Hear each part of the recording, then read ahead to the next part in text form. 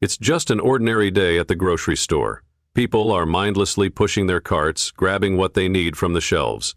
But in the blink of an eye, an unexpected moment of tension rises, shattering the calm routine of a sunny afternoon in Chicago.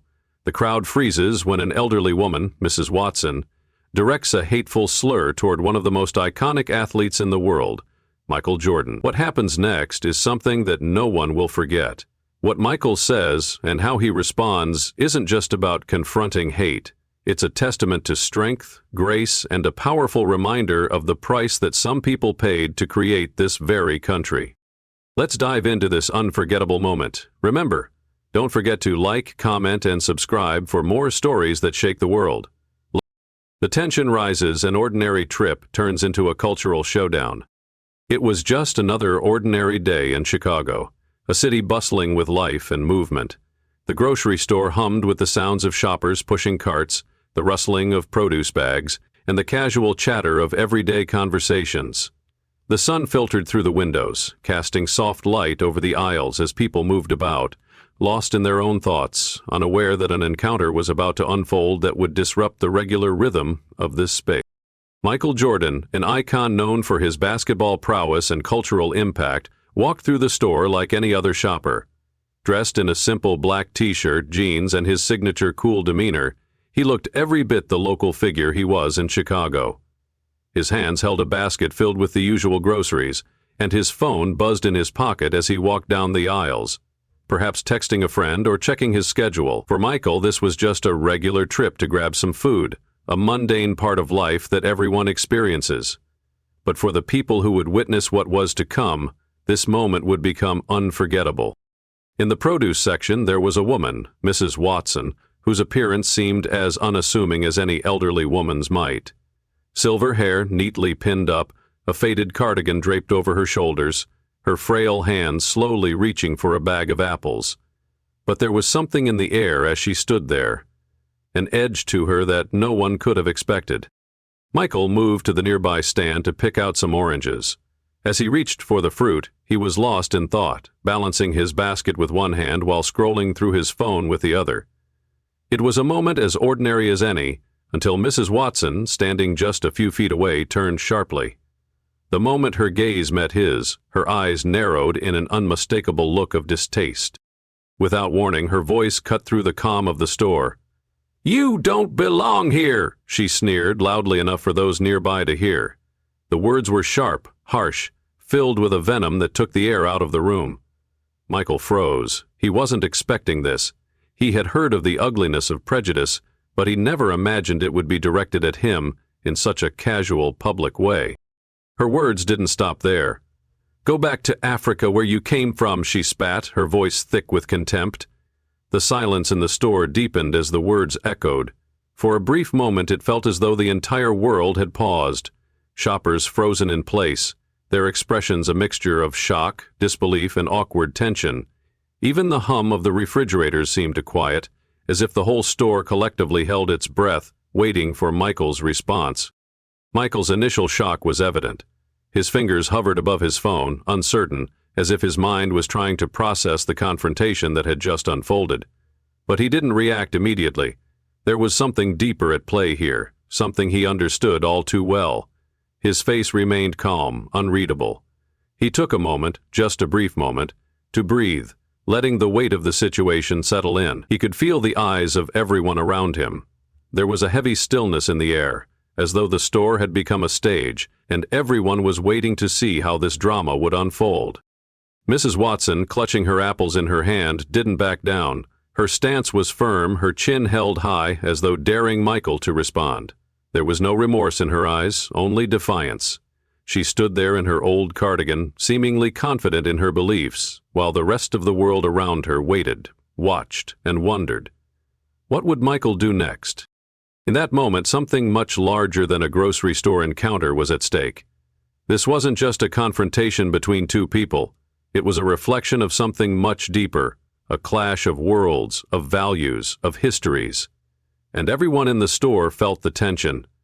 They were no longer just customers in a grocery store, they were witnesses to something profound. This moment wasn't just about what Mrs. Watson had said, It was about what Michael would do next. Would he confront the hate, or would he walk away? The store stood still, waiting for the next move. Michael Jordan's calm yet powerful response. In the face of such overt hatred, Michael Jordan had every reason to react with anger. His fame, his status, and the weight of the moment all seemed to demand some kind of strong, immediate retaliation. The words that Mrs. Watson had just thrown at him were cruel, filled with contempt and ignorance, designed to belittle him in front of a room full of strangers. It was easy to imagine that someone in his position could have lashed out, fought back with the same venom, or even walked away, disgusted by the encounter. But Michael didn't do any of that. Instead, he chose a path that, in its quiet strength, held the crowd and Mrs. Watson accountable in a way that no shouting or confrontation ever could. For a moment, he stood there, still and measured, as the silence in the store became almost deafening. The tension was thick and the eyes of everyone in the vicinity were on him, waiting for him to react. The tension in the air hung like a dark cloud, but Michael, his gaze never leaving Mrs. Watson, remained calm, unfazed by the storm that raged around him. Then, without raising his voice, without showing any sign of physical anger, he spoke. "Ma'am," Michael began, his voice steady and deliberate, "do you even realize what you just said?" The question wasn't an accusation. It wasn't a challenge. It wasn't even an attempt to shame her.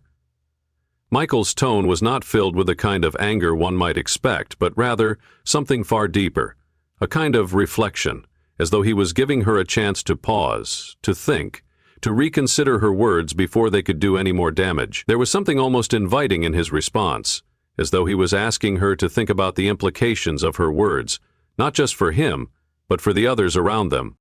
Mrs. Watson, however, wasn't interested in reflection. She was unmoved. "I said what I said," she snapped, her voice rising, her attitude unchanged. "This is my country. People like you don't belong here." Her words were final, cutting the air with a harsh finality. She stood firm, waiting for Michael to falter, expecting him to retreat or challenge her. But Michael didn't budge. He didn't take the bait. He didn't let her hatred dictate the course of this moment. Instead, he chose a different path, a path of quiet strength, a path that demanded respect not through loud words, but through thoughtful action. Michael didn't need to raise his voice. He didn't need to shout. His presence, his unwavering calm, carried the weight of his message. He didn't respond with hatred or aggression. He didn't fire back with cruel words of his own. Michael's response was not one of anger, it was one of authority. He was not simply talking to Mrs. Watson. He was addressing the deeper ignorance, the larger issue that was bigger than her words. He was confronting the culture of division and hate, speaking directly to the heart of the problem, without ever leaving his position of calm. His voice, firm but not aggressive, cut through the tension that had gripped the store, a quiet ripple that reached the hearts of everyone around him. "All right," he said slowly, setting his grocery basket down carefully, the soft clink of the plastic against the floor breaking the silence. "Let's talk about that." The way he said it wasn't an invitation to argue. It was a request to engage. It was a challenge, not to her, but to everyone who had witnessed this exchange. Michael was about to turn this moment from one of personal conflict into a lesson, one that would resonate far beyond the aisles of the grocery store. The store, still filled with tension, seemed to hold its breath. People were no longer just passive bystanders. They were participants in this conversation, this moment of truth. Michael Jordan, one of the greatest athletes of all time, was showing them something much more important than basketball. He was showing them how to respond to hate with dignity, how to use words to change the course of a conversation, to create a shift in the energy of a room. It was a quiet power, a strength that needed no raised fists, no shouted retorts. Michael had already done what many would struggle to do. He had shown that grace could be more powerful than aggression. His calmness wasn't weakness. It was an unshakable strength, a mastery of self in the face of provocation that demanded respect. He wasn't reacting to Mrs. Watson. He wasn't letting her words shape him. Instead, he was in control of the moment. His calmness became a force that disarmed her hatred, and by doing so, Michael created a space for a larger conversation to unfold. In that one moment of restraint, Michael Jordan had already won. Not through force, but through the quiet strength of his response. The weight of history. Michael's words carry the legacy of generations. As Michael Jordan stood there, his gaze fixed firmly on Mrs. Watson, the weight of his words was felt by everyone in the store. This wasn't just a confrontation between an elderly woman and a global icon. This was a collision of histories, of generations of struggle, sacrifice, and resilience that spanned far beyond this one moment. Michael's calm response, far from just being a personal rebuke, became a history lesson, one that carried the voices of his ancestors and the generations before him who had fought, struggled, and built the country in which they now found themselves. "You said I don't belong here," Michael began, his voice steady but deep, carrying a weight far greater than his mere words. "But let me tell you something about where I come from." His words weren't just aimed at Mrs. Watson. They were aimed at the entire culture of ignorance that had been allowed to fester for so long. The room, which had been thick with tension, now seemed to fall even quieter, as if the space itself was bracing for the gravity of Michael's history. His tone didn't rise. It didn't need to. The power of his message lay in its unwavering clarity, the undeniable truth he was about to speak. "My great-great-grandfather was born right here in this country. But he didn't come here by choice. He was brought here against his will," Michael continued, each word chosen carefully, deliberate in its weight. "He was shackled on a ship and forced to work like an animal to build this very state, the very country you stand in today. It was a revelation that cut through the quiet of the store like a blade, bringing to light the reality of the American history many would rather forget." Michael wasn't just speaking of his own family's past. He was speaking of the history of countless Black Americans who had been forced to contribute to the very land they were denied a place in. His great-great-grandfather, like so many others, had been stripped of his humanity, yet still managed to lay the foundation for the country in which others would later claim ownership. "My grandfather," Michael continued, his voice carrying more weight with every word, "fought in World War II. He fought for a country that sent him to war only to return home and be denied the rights of citizenship. He couldn't sit at the same counters, drink from the same fountains, or even sit in the same buses as white Americans. But he stayed. He stayed because he believed in this country's promise, even when that promise didn't believe in him." Every word Michael spoke resonated through the room, not just because of the depth of his family's history, but because his family's struggle mirrored the ongoing fight for equality that countless others had faced. Michael wasn't just telling Mrs. Watson about his personal experience. He was speaking to a larger issue, one that had transcended generations. "And my parents," Michael said, his voice softening but still firm, "they fought too, not with guns or fists, but with resilience, with love, and by raising me to respect everyone, no matter what they look like." His eyes locked with Mrs. Watson's, and it was clear he wasn't speaking to her as a stranger. He was speaking to her as someone who had spent his life seeing the impact of racism, discrimination, and ignorance in ways most people would never understand. His mother, a teacher, had spent her life educating kids about love and equality. His father, a community leader, had helped people without hesitation or expectation of reward. Michael's words, however, weren't just about telling Mrs. Watson his family's legacy. They were a direct challenge to her belief that he, and others like him, didn't belong. Michael's tone was even, his voice never faltering as he laid out the history of his family, which had been built on sacrifice, struggle, and unwavering belief in a country that didn't always return that faith. "So you tell me," Michael said, his voice now carrying the weight of his entire family's journey, "I don't belong here? That I should go back to Africa?" The crowd around them, who had been silent witnesses until this point, now felt the full force of Michael's words. This wasn't just a personal attack. It was a collective statement, a response not just to Mrs. Watson, but to every person who had ever felt that they were unwelcome in their own home. Michael's family, through generations of suffering, had earned their place in this country. They had bled for it, fought for it, and worked to build it. No one, not even someone like Mrs. Watson, could take that away from them. His voice softened slightly, but it was no less powerful. "Ma'am, I am as much a part of this country as you are. Maybe even more, because my family paid for it in blood, sweat, and tears. The room fell into complete silence. Mrs. Watson, her face flushed with a mix of anger and embarrassment, didn't have a response. What could she say? What could anyone say in the face of such undeniable truth?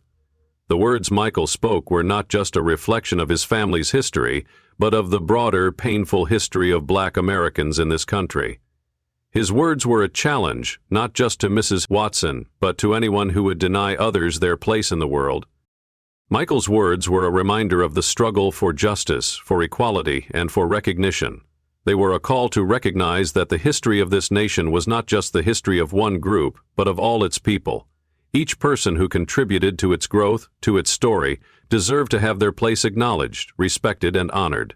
And no one could deny that Michael Jordan, through the legacy of his family, had earned his place in this country more than anyone could ever imagine. In that moment, Michael's words transcended the argument at hand. They became a truth that everyone in the store, and perhaps even Mrs. Watson herself, would carry with them for a long time. The ripple effect, a quiet stand for justice. In the aftermath of Michael Jordan's powerful words, the atmosphere in the grocery store shifted in an almost imperceptible way. The silence that had initially settled like a heavy fog now seemed to hang with a different kind of weight, one that carried more reflection than confrontation. Michael had responded to hate not with anger or violence, but with grace and unwavering dignity, and, as with any profound action, his words rippled outward, touching everyone who had witnessed this exchange, sparking something deeper than just discomfort or resentment. What followed was a moment of collective introspection, a quiet stand for justice, for equality, and for a shared responsibility to challenge hate when it reared its ugly head. As Michael's final words echoed in the store, the crowd remained still. Mrs. Watson stood frozen, unable to respond, her face flushed with emotion, perhaps shame, perhaps something deeper. But the tension in the air was slowly replaced with a sense of collective responsibility, a sense that something had been left unsaid that needed to be addressed, and now it was up to the people around them to rise to the occasion. It wasn't immediate. The first few seconds were filled with an eerie silence as people stood, unsure of how to proceed. But then, one by one, others in the store began to react. A man near the deli counter, a regular shopper who had been observing the entire exchange, took a step forward. "He's right," the man said, his voice quiet but filled with an undeniable sincerity. "We've got to be better than this." His words were simple, but they carried the power of someone who had just realized something he couldn't ignore any longer. It was a realization that, while the store might not be the place for a heated debate, it was still the place to stand up against ignorance, to call out hate when it appeared. The murmurs around the store began to grow. An older woman standing near the frozen foods aisle, her eyes welling with tears, spoke up. "My father fought in the same war," she said softly, her voice trembling. "He always said that the only color that mattered was the red on the flag." Her words were a reminder of the deep connections that united people across time and space. Even in the face of hatred, there was a shared experience. There were families who had fought for the country's promise of freedom and equality, who had sacrificed so much to create a future where, ideally, everyone could find belonging. A young cashier, no older than 20, looked up from her station and nodded in approval. "I've never seen anyone handle something like that with so much grace," she said, a note of respect in her voice. "Thank you." She spoke not just for herself, but for everyone who had witnessed Michael's calm confrontation of hate. It was a moment that transcended race, age, or background. It was about recognizing the inherent dignity of every person and the responsibility of each individual to speak up when faced with injustice. As Michael stood there, watching Mrs. Watson grow visibly more flustered, he could sense the shift in the room. It was a moment of profound transformation, not because of any explosive confrontation, but because of the quiet dignity he had shown in the face of ignorance. He hadn't needed to shout or fight. His words were enough to spark something in the others, something that, like a seed planted in fertile soil, could grow into something much larger than just this one interaction. And then, as if in response to Michael's example, a slow, almost hesitant round of applause began. It started with a single pair of hands, then grew, first reluctantly, then with greater force. People clapped not just because Michael had won the verbal exchange. They clapped because, in that moment, He had shown them the power of response over reaction, the strength of kindness over hate. It was a quiet, humbling display of solidarity. The applause wasn't loud or boastful, but it was real, and it was for the courage it took to stand up in the face of adversity and to face down hatred without losing one's humanity. Mrs. Watson, for her part, looked around the room, her face a mixture of anger and shame. She clearly felt the weight of the moment, but perhaps for the first time she also felt the sting of her own words. There was no apology, no recognition of her actions, but there was a shift in her demeanor, a sense of quiet retreat, as if in that moment she understood that she was no longer the one in control. With a small, almost imperceptible motion, she turned and walked away, her cart slowly rolling toward the exit. The crowd did not cheer. They didn't shout. They simply watched her leave, not out of disdain, but with a quiet respect for the realization that sometimes the most powerful response is silence, a silence that leaves no room for hate to grow. But the moment didn't end there. The ripple effect of Michael's words continued long after Mrs. Watson had left. People began talking to one another in hushed voices, sharing their own stories, their own experiences with prejudice and racism. Michael's quiet stand for justice had ignited something within them, a spark that lit up the darkness of ignorance. Conversations that had once been avoided, suppressed, or ignored now began to surface. The discomfort of the moment was replaced by a desire for change, for understanding. As Michael finished his shopping and walked toward the exit, his steps deliberate and unhurried, the tension in the store was gone. It was replaced with a quiet, almost sacred reflection, a sense that this moment had been about more than just one person. It had been about something far larger. It had been about standing up even when the battle isn't easy, and choosing the path of dignity and truth. It had been about planting a seed that would hopefully grow into something greater. A community united in their commitment to justice, understanding, and equality. The store returned to its routine, but the air felt different now, quieter, more thoughtful, filled with the possibility of change. The ripple effects of Michael's response would continue to echo long after the incident had passed, growing into something more profound, something that could inspire others to act with the same grace and strength when faced with injustice. The long-term impact, a seed of change is planted. What followed in the wake of Michael Jordan's calm and resolute confrontation was far more profound than the immediate resolution of the incident. While Mrs. Watson left the store, visibly shaken but never apologetic, something began to change within the store itself, and on a larger scale within the community. The conversation didn't end with her retreat or Michael's departure. What Michael had ignited wasn't just a fleeting moment of awareness. It was a shift in the way the people in that store saw themselves, each other, and the larger fabric of their shared society. When Michael finished his shopping and left the store, the crowd that had witnessed the confrontation remained, not in the usual scatter of daily life, but in thoughtful silence. The weight of his words, so carefully chosen and full of generational history, lingered in the air. In the quiet that followed, something profound took root. It was the start of a collective awakening, one that transcended race, background, and personal experience. Michael Jordan had offered a model of dignified response to ignorance, and in doing so he had unknowingly planted a seed in the hearts of everyone who had heard him. As time passed, the story of what happened in that grocery store spread throughout the neighborhood. It wasn't just whispered about among the locals, it became the topic of conversation in community centers, workplaces, and local coffee shops.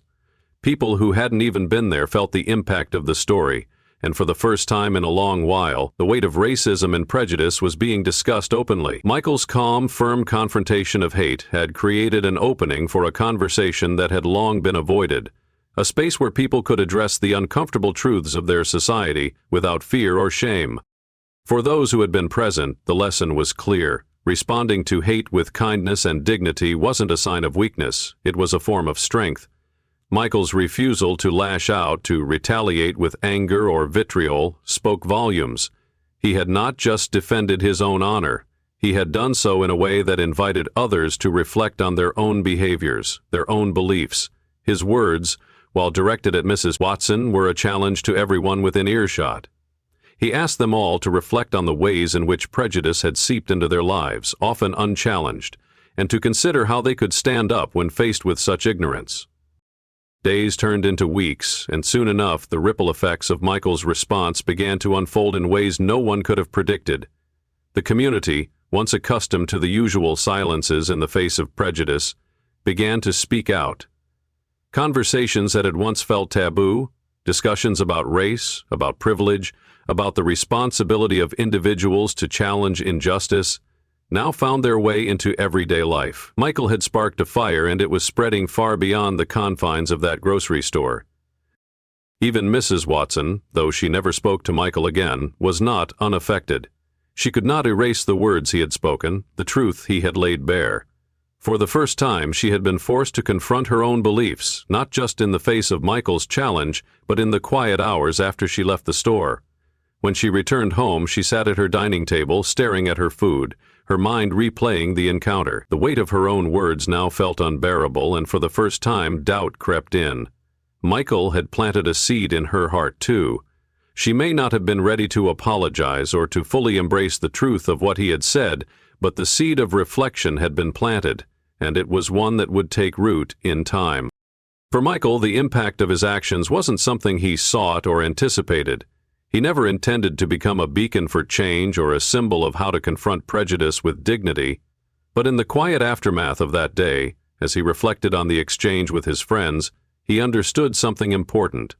In his own way, he had become part of a larger movement.